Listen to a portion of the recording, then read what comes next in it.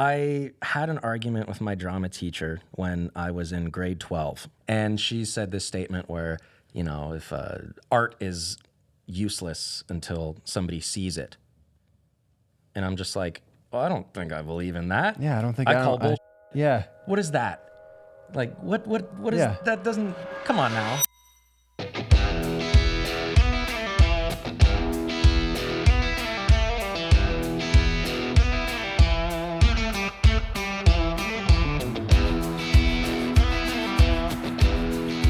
I've followed your account for a long time, and I have been privy to your career before we became friends. Which is wild for me to hear. Why? Because vice versa. Two ships in the night, Admiring so to from speak. afar. Yeah. And you've shot some big celebrities. Lil Jon, that was cool. Thanksgiving movie poster. Yeah, that was cool. It was very rewarding to see a photo that I shot and kind of made creative choices that ended up being chosen as, the lead image of this massive motion picture with so much cultural weight to it. Really friggin' cool moment. So the big question for me is when I look at your career, I think about it from the standpoint of an up and coming photographer or someone who thinks what is the dream as a photographer? And that's one, make money doing it. Ultimately, yes. Where that's your only job. Two is probably having a studio, having your own studio. And then three, having some impressive clientele. And when you mend all those things together, you're getting paid, you have an impressive clientele, you have a good portfolio, you've got your own studio. That is kind of making it as a photographer goes, as a professional photographer goes. The last 10 years, I really cut my teeth as a photographer of portraits, fashion, editorial, commercial, stuff like that, a whole mixed bag of stuff. That was my first big thing. It was pressure. And the story goes that pressure makes diamonds. If I didn't make enough money in that month, I couldn't e-transfer my studio mate the rent. And that was such a terrifying thing for me, as I'm sure it is for most people with a commercial space and a freelance kind of lifestyle. So you're stoked, but you're broke. For the most part, it's freelance. So some years are great, some years are... Valleys and peaks. Valleys and peaks, baby. It's all... The highs are high and the lows are low. These are non-alcoholic espresso martinis. Cheers. There you go. When I started slinging JPEGs, as it were, I dropped out of Sheridan College in 2014, just started hitting the ground running. And in 2015, I moved into the studio that I've been at since. It feels really good knowing that the last 10 years that I was at my studio space, I did incredible things with my own career, my passion, my hobby, my interest. It made me hustle. It made me focus. It made me dig down and really want to do more and get better and grow as an artist and as a person and just as everything. One of the things you just said earlier where it's as a young photographer, you want to be that guy to be yeah, we'll just shoot it in my studio. As of March 1st, I now no longer have a studio. 2 days old. Yep.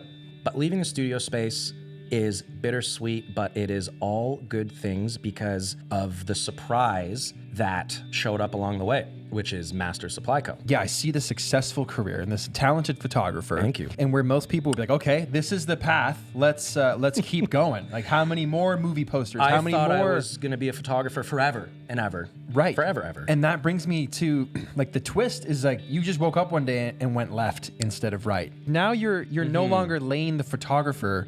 You're Lane, owner of Master Supply, this fashion brand, making clothing, and that's the focus. And I just feel you just literally went a different path. It isn't so much you've arrived at a fork in the road. Okay. It's more so you're in a pot of water and it slowly gets up to a boil and you didn't even notice until, holy crap, it's hot. You didn't set out with this goal. Master was a side hustle for me and the boys because we just wanted to make cool shit and kind of do it as a moonlight project. And month after month, week after week, it started to kind of demand more of our attention.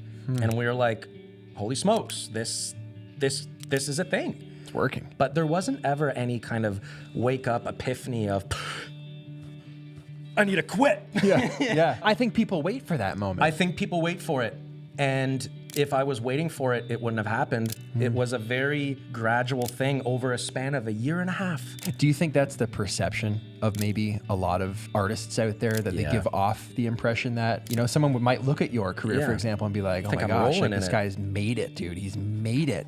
which No. makes the switch to master even more wild. For 10 years of being a freelance photographer, I was generally paycheck to paycheck through my 20s, stoked and broke. Just, I love that. just doing it. Need your quick opinion and let me know below. I'm thinking about bringing back a blog. I used to do that way back in the day, blog, like with words and photos. That could be fun. And where am I gonna do that? Probably on my website, which brings me to the sponsor of today's video, Squarespace. Great for blogs and literally everything else. If you don't have a website in 2024, you should. Even if it's a one-pager with just your name and a means for people to contact you. Easy way to get business, great way to start a business, e-commerce. You can throw a podcast up there, you can throw your photos up there, throw your videos up there, throw yourself up there. If you're a photographer, you can have a client section where they can book appointments, you can do memberships, you can have a store and sell your goods and do all of the things very easily. And 15 years ago, that would probably cost you like $100,000 to get like a full setup. With all of that, very, very expensive. Now you can do it with absolutely zero skill required. They have 24/7 customer service in case you get stuck, tons of award-winning templates for you to choose from, and you can save 10% off your first purchase if you enter code McKinnon at checkout. So hit squarespace.com/McKinnon to get started today. Actually, like literally just have like a big one pager with a big nice photo that has your name and contact below and your social links. Like that's the bare minimum. That'll take you literally 15 minutes and then it's there. It's there and you don't have to worry about it. Got that spot online. That's good. You need it. Thanks to Squarespace for sponsoring today's video. Would your advice be to people like, because I think a lot of people are just maybe too timid or shy to take the side quest, especially maybe if something's going well, you might not see the exit sign. Having a wide lens to your life is very crucial. Instead of living through a macro lens where it's like, oh, I just gotta do this email, I gotta set up this contract, and then that's it for my day. Yeah. No, you gotta get the old fisheye on, and you kind of have to sit back and give yourself diagnostics every now and then where it's like, what am I doing? What excites me? What's interesting? And how can I do more of that, but still making enough money for rent and for car payments and life? It's tricky. It's a blessing if you can figure out and finesse it and Would you call it stoked and broke? I'll drink to that. That'd be a great sticker. Yeah, no, I got it Stoked and tattooed broke. on my lower back. Don't worry about it. Perfect spot. I think it's giving yourself permission to dream bigger than what most people are used to imagining themselves as and their life as. That's not a binary switch. That's Yeah. not a light switch of, I'm gonna wake up this morning and start doing this thing. I'm gonna It's- make cars. Yeah, it's not a big red button. Yeah. If you're a car maker, maybe when you were younger, you were an artist and all you would do is draw cars. And when you were a teenager, maybe you raced them. And then when you're an adult, screw it, I'm gonna make them. There's always proof of who you're going to be throughout your life, I find.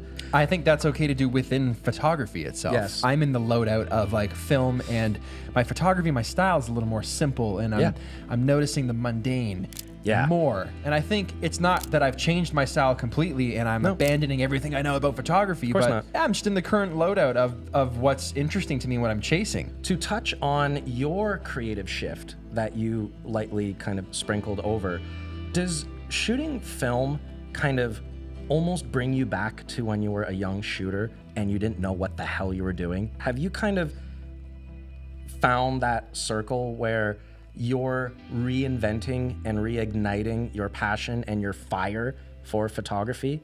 Was that like a mission success for you? Oh, unequivocally mission success. Like, That's a big word. absolutely. After doing this for around 7 years now, making videos, talking about photography, And going hard at it. going hard at it, dude, Yeah. every day. It's like, and new cameras are coming constantly. Always. Review this, like, check this lens out, check this camera out. What do you think? What do you think? I'm like, what do I think? It's all the same. Yeah. I don't know. Okay. Like, I would never come to work like looking forward to holding my camera. And I don't even like the thing that I'm talking about anymore. Film literally rescued that. Wicked. Film pulled me right back from the edge and put me back to day one, like rolled the whole calendar right back to the day I was using my first camera, belly down in the grass in the backyard, taking macro shots of grass blades, being like, oh, this is so sick. I now wake up and like the prospect, the idea of getting to use my camera Yeah. gets me so stoked beyond how I hope you can see it and feel it from just through the screen. But like it has absolutely rescued my passion and fire for photography. 100%. Yeah, you were one of the first photo shoots I actually did on film in the field with the C10 with your comb. What? We'll put some of those That was photos one up of the here. first ones? Yeah. Oh yeah, that was last summer. Yeah. And then from there, it was just like, My style from a year ago is not the same style No, it's not. that you might have subscribed to when you found me. I think you true. might have found me and thought like, I like this guy, I like this guy's work, and I like the direction he's going, and I like the dark and contrasty Yeah. and epic kind of portrayals of all these scenes that he's going Yeah. out and traveling and finding. And now it is not that. Mm-hmm. And engagement shows that. It shows that my stuff does not perform like it used to. Like I could I'm get sure. 100,000 likes on a photo, and now I'm getting 20 to 30,000 on a good day. yeah.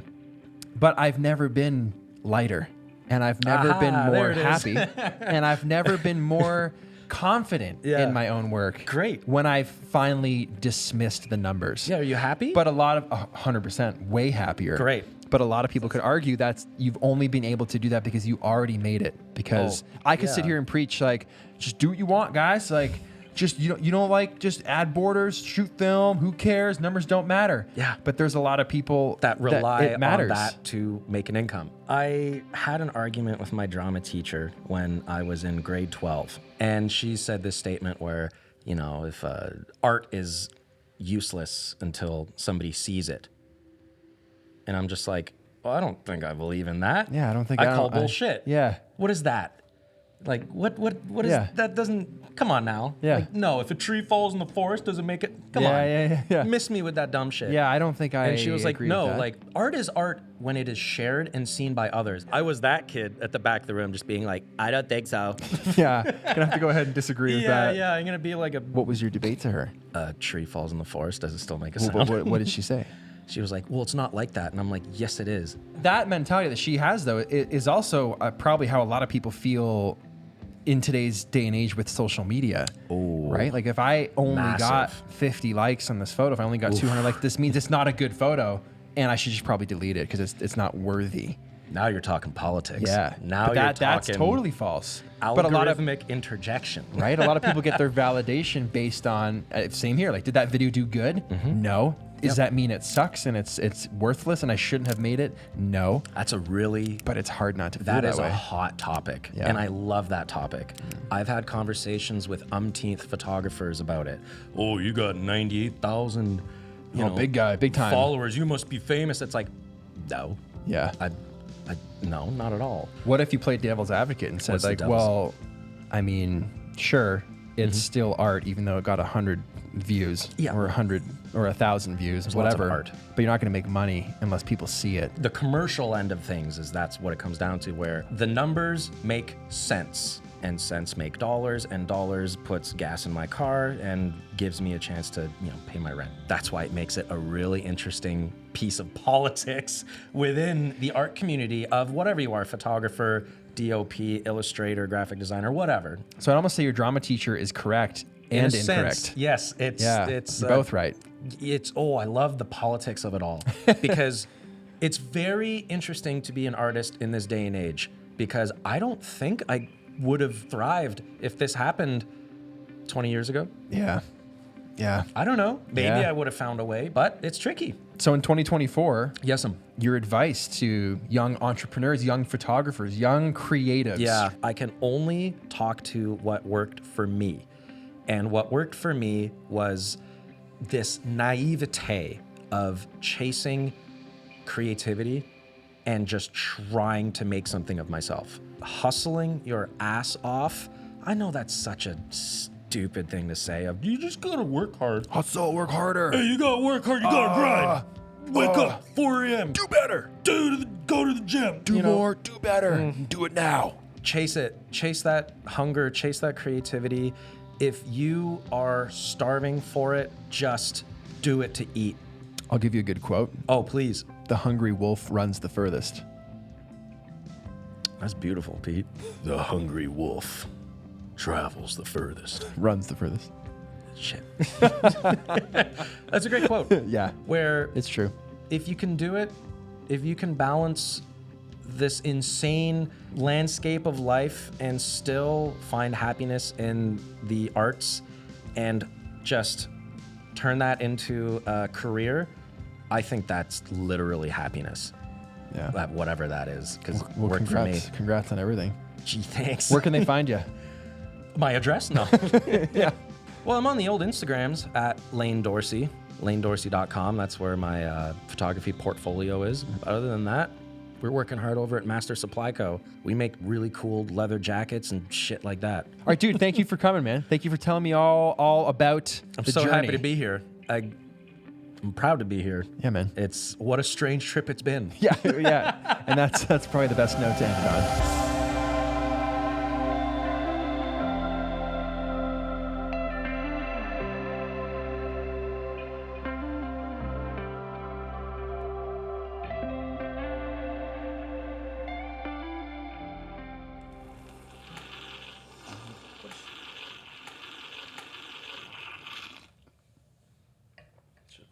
I think I got a coffee. Yeah, you got a bean right to the back of the throat.